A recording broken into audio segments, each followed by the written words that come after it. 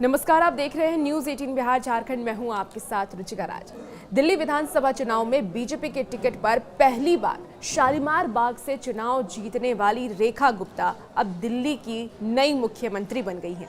दोपहर के 12:30 बजे रामलीला मैदान में मुख्यमंत्री पद की शपथ ले ली है रेखा गुप्ता ने और उनके साथ ही मंत्रिमंडल के अन्य सदस्य भी शपथ लिए हैं। रेखा गुप्ता शालीमार बाग से विधायक चुनी गई है। तो आइए जानते हैं कि रेखा गुप्ता के पास कितनी संपत्ति है और रेखा गुप्ता राजनीति में कब आई। उनके परिवार के बारे में भी जानेंगे कि कौन कौन उनके परिवार में है, उनके पति क्या करते हैं, उनके बच्चे क्या करते हैं। तमाम जानकारी इस वीडियो के जरिए आज आपको देने वाले हैं। तो सबसे पहले जानते हैं कौन है रेखा गुप्ता, रेखा गुप्ता का इतिहास क्या है। तो रेखा गुप्ता दिल्ली की नई मुख्यमंत्री अब बन गई हैं। वो शालीमार बाग सीट से जीतकर विधायक बनी और सबसे हैरान करने वाली बात यह है कि पहली बार वो विधायक बनी और पहली बार में ही वो मुख्यमंत्री भी बन गई।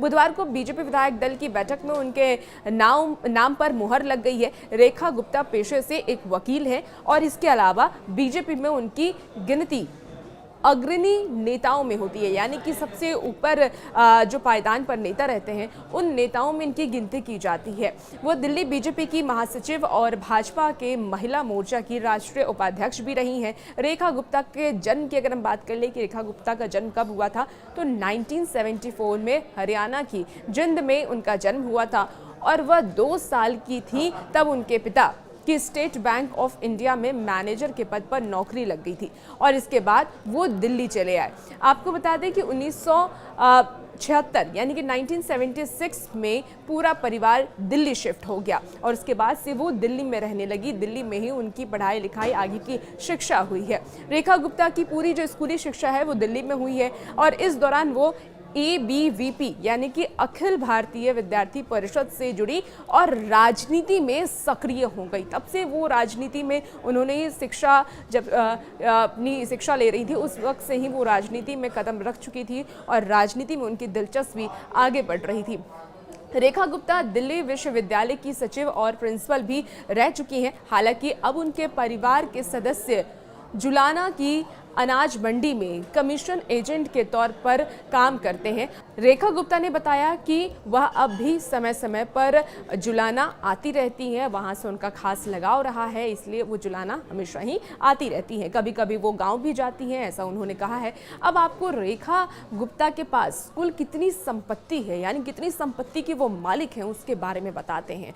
तो आपको बता दें कि रेखा गुप्ता के पास कुल 5.31 करोड़ यानी कि 5 करोड़ से ज्यादा संपत्ति है। रेखा गुप्ता पर कुल ऋण और अन्य देनदारियों की अगर हम बात कर लें तो 1.20 करोड़ यानी कि 1 करोड़ से ऊपर उनके ऊपर ये संपत्ति। अब आपको बताते हैं कि रेखा गुप्ता के पास कितनी संपत्ति है, कितनी संपत्ति की मालिक है रेखा गुप्ता।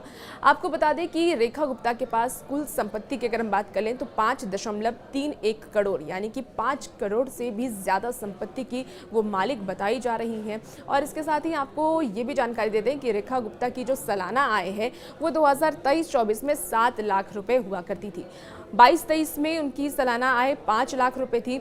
21-22 में अगर उनकी सालाना आय की बात कर लें तो 6.5 लाख उनकी सालाना आय थी। 2020-21 में 6 लाख थी और 2019-20 में 6 लाख उनकी सालाना आय थी। और फिलहाल जो उनकी कुल संपत्ति की बात कर लें तो 5 करोड़ से ज्यादा संपत्ति की मालिक है रेखा गुप्ता।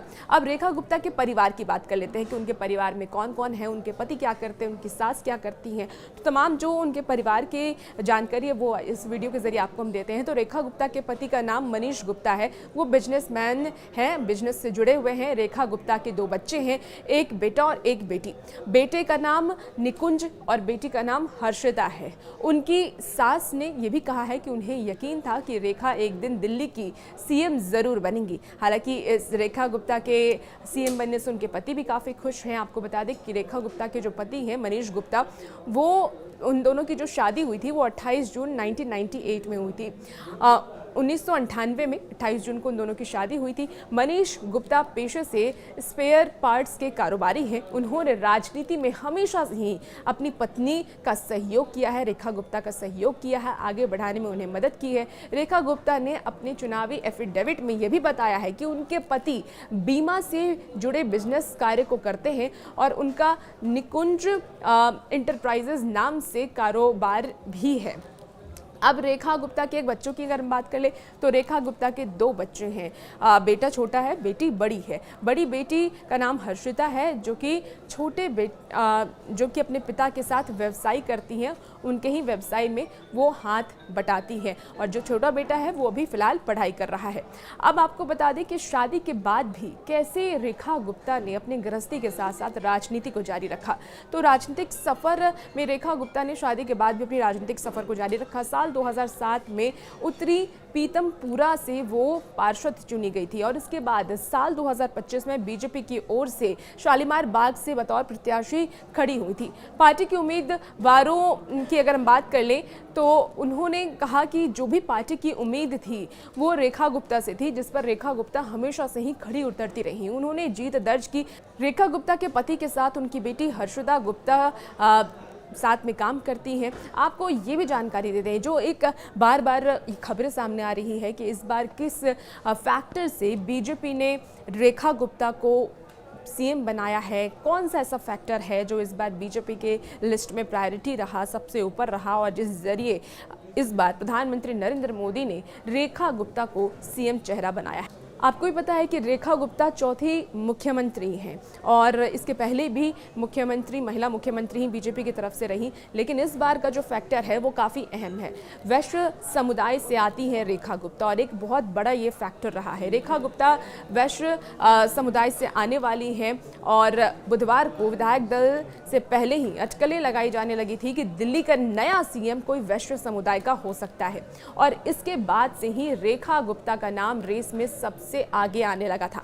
आपको बता दें कि दिल्ली में बड़ी संख्या में वैश्य समुदाय के लोग रहते हैं, उन्हें बीजेपी का कोर वोटर भी माना जाता है और ऐसे में राजनीतिक गलियारों में रेखा गुप्ता का नाम सबसे आगे चर्चा का विषय बना हुआ था, चर्चा में था और अंतिम में रेखा गुप्ता के नाम पर ही ये मुहर लगी।